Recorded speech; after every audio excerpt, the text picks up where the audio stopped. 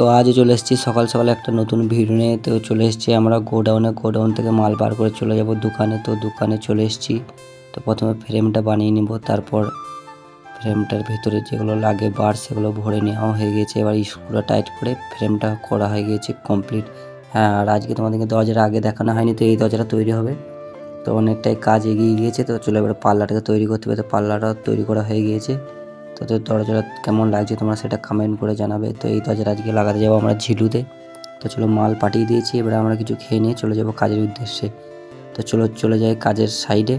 তো এটা হচ্ছে আমাদের কাজের সাইডে, একটু ভিতরে যেতে হবে, সেই জন্য বাইক যাবে না, হেঁটে হেঁটে যেতে হলো।